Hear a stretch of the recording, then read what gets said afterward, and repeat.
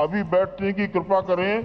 जब वो पैदल चलकर आएंगे तो आपको लग जाएगा। वो पैदल आने के लिए उन्होंने सूचना दी है, वो पैदल आएंगे। अभी बैठ जाइए। मैं उत्तरी भाग के संतों से निवेदन करता हूं, बैठ जाइए, बैठ जाइए।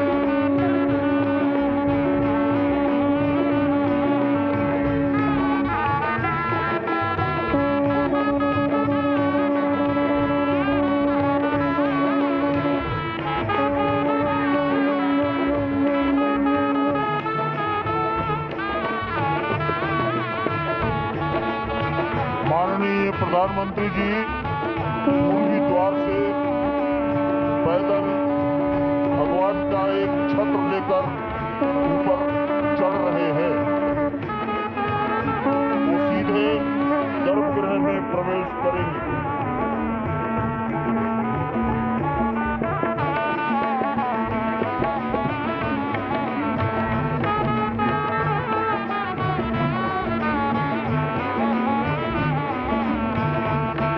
सिंह द्वार से प्रवेश हो गया।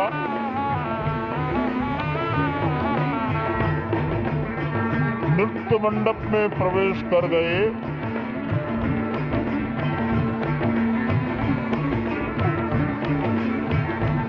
रंग मंडप में प्रवेश हो गया।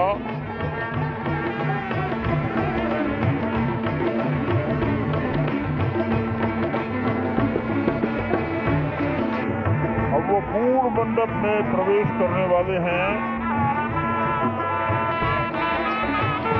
वहीं पर सब ट्रस्टीगण, राष्ट्रीय स्वयंसेवक संघ के सरसंघचालक डॉक्टर मोहन राव भागवत, उत्तर प्रदेश के माननीय मुख्यमंत्री योगी आदित्यनाथ जी, उत्तर प्रदेश की राज्यपाल महोदया आनंदीबेन पटेल, राम जन्मभूमि तीर्थ क्षेत्र के अध्यक्ष नृत्य गोपाल दास जी महाराज उपस्थित है।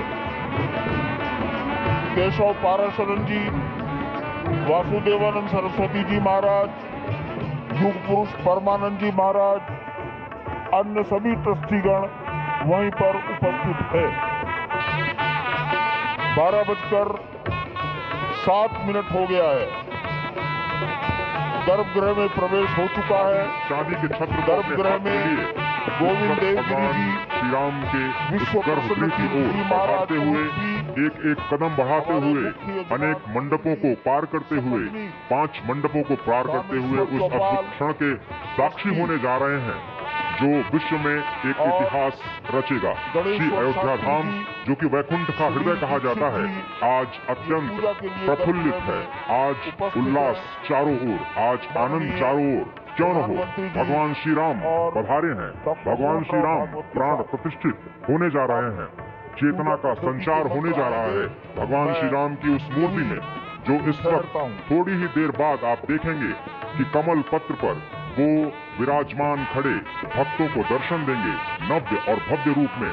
साथ ही साथ पुराने रामलला विराजमान भी अपने स्वरूप में स्वर्ण सिंहासन पर भक्तों को दर्शन देंगे। वो दिव्य दर्शन जिसके लिए सभी की आंखें तरस रही थी। दिव्य क्षण, युगांतकारी क्षण। प्रधानमंत्री नरेंद्र मोदी पहुंच चुके हैं गर्भगृह में। प्राण प्रतिष्ठा होनी है भगवान श्री राम के बाल मूर्ति के बाल विग्रह की।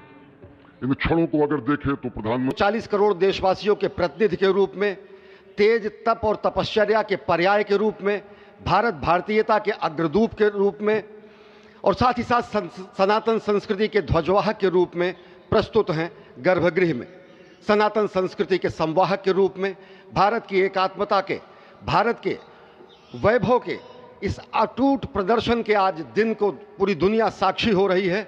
और अगर देखें तो निश्चित तौर से जिस तरीके से प्रधानमंत्री जी पहुंचे हैं, कहा जा सकता है कि वह शंकर का तेज लिए आता है, सत्य सनातन शाश्वत का वह वेग लिए आता है, माथे पर अपने त्रिपुंड सजाकर जगत गुरु भारत का संदेश लिए आता है। और वह संदेश है वसुधैव कुटुंबकम का, वह संदेश है सर्वे भवन्तु सुखिनः का, वह संदेश है कृण्वन्तो विश्वमार्यम का, वह संदेश है वयम राष्ट्रे जाग्रयाम पुरोहितः का, यानी कि हम राष्ट्र में जागते रहें और राष्ट्र निर्माण में हम संलग्न रहें। आज इतिहास लिखा जा रहा है। सप्तपुरियों में सर्वश्रेष्ठ भगवान श्री राम की जन्मभूमि अयोध्या में दिव्य भव्य नव्य मंदिर में प्राण प्रतिष्ठा के लिए प्रधानमंत्री संकल्प ले रहे हैं। ये संकल्प है उन हुतात्माओं के लिए, ये संकल्प है उन बलिदानियों के लिए, ये संकल्प है उन राम भक्तों के लिए, ये संकल्प है भारत भारतीयों के लिए, ये संकल्प है सनातन संस्कृति के लिए, ये भारत के जगत गुरु स्वरूप का भी संकल्प है। और आज हम साक्षी बन रहे हैं, प्रधानमंत्री साक्षी हो रहे हैं, साक्षी भाव से उपस्थित हैं श्री राम लला के बाल मूर्ति विग्रह के सामने। अजय, जिस तरह से आप ये अद्भुत दृश्य देख रहे हैं, सुनील शास्त्री जी इस वक्त प्राण प्रतिष्ठा के लिए संकल्प कराते हुए, और प्रधानमंत्री एक तरह से इस प्राण प्रतिष्ठा के संकल्प के बाद जो 6 गृहस्थ हैं वो इस प्राण प्रतिष्ठा के कार्यक्रम को अपनी ओर से, जिन्होंने लगातार तपस्या की है, भूमि पर शयन किया है, बिना कोई अन्न ग्रहण किए, लगातार जब से उन्होंने प्राण प्रतिष्ठा का संकल्प लिया है तब से वो 6 के 6 परिवार तपस्या कर रहे हैं। आप सभी जानते हैं कि इस वक्त प्रधानमंत्री मोदी भी पिछले 11 दिनों से तपस्यारत हैं और उन्होंने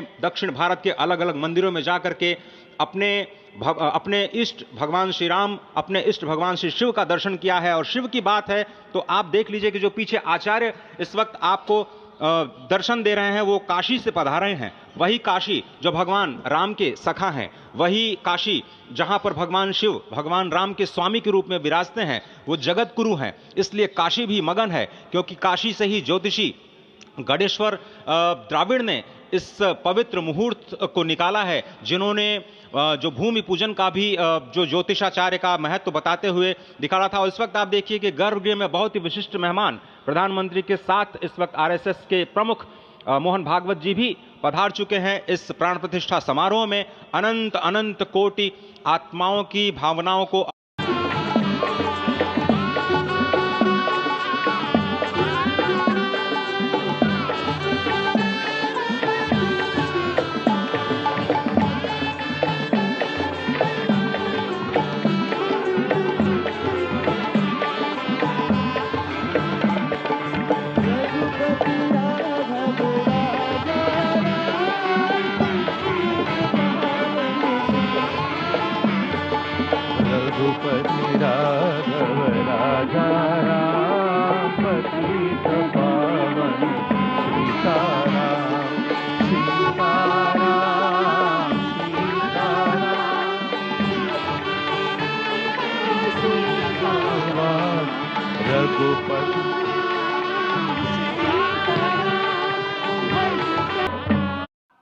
और अयोध्या निर्मोह उपति होते हैं।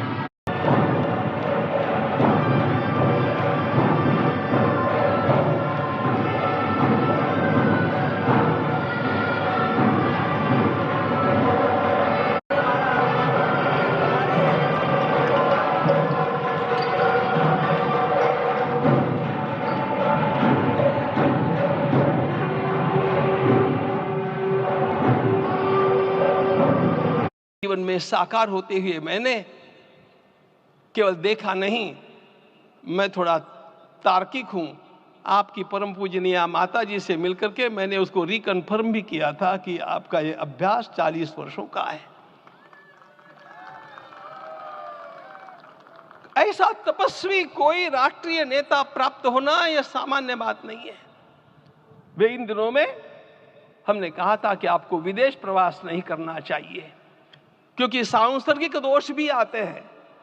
विदेश प्रवास टाल दिया सांसर्गिक देशों के इस दोषों की संभावना के कारण, लेकिन दिव्य देशों का प्रवास ऐसा किया।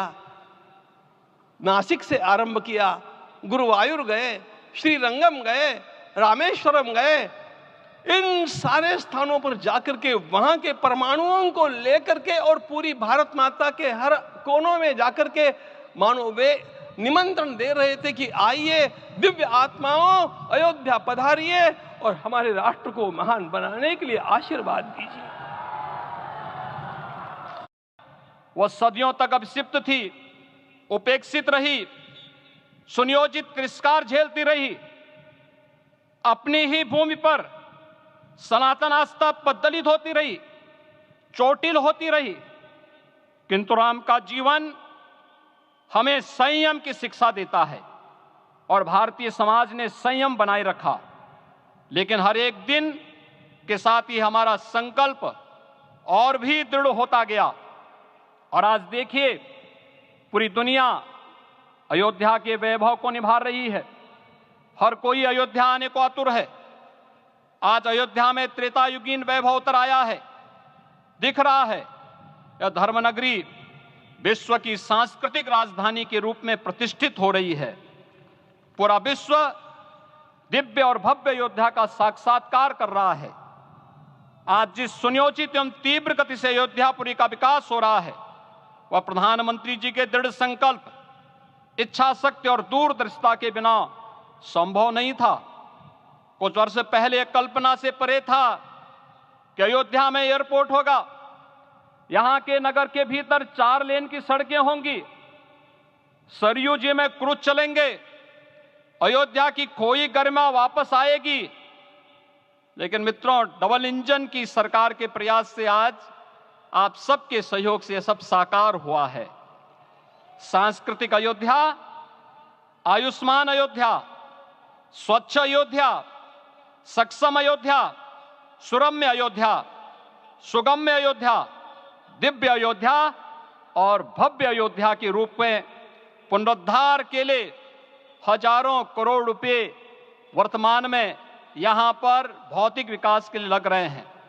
राम जी की पेड़ी, नया घाट, गुप्तार घाट, ब्रह्मकुंड, भरत कुंड, सूरज कुंड, विभिन्न कुंडों के कायाकल्प, संरक्षण, संचालन, रखरखाव के कार्य हो रहे हैं।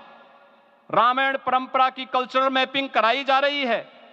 राम वनगमन पथ पर रामायण वीथिका का निर्माण हो रहा है। नई अयोध्या में पुरातन संस्कृति और सभ्यता को संरक्षण तो हो ही रहा है, भविष्य की जरूरतों को देखते हुए।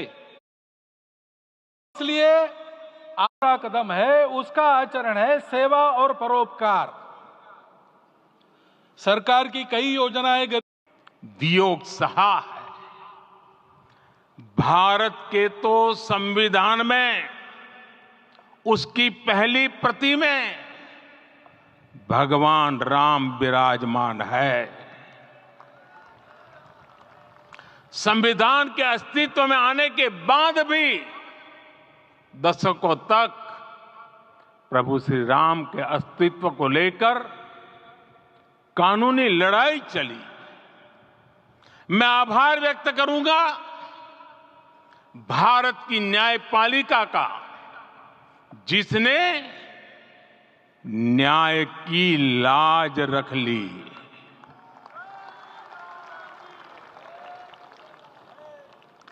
न्याय के पर्याय प्रभु राम का मंदिर भी न्यायबद्ध तरीके से ही बना। साथियों, आज गांव-गांव में एक साथ कीर्तन संकीर्तन हो रहे हैं।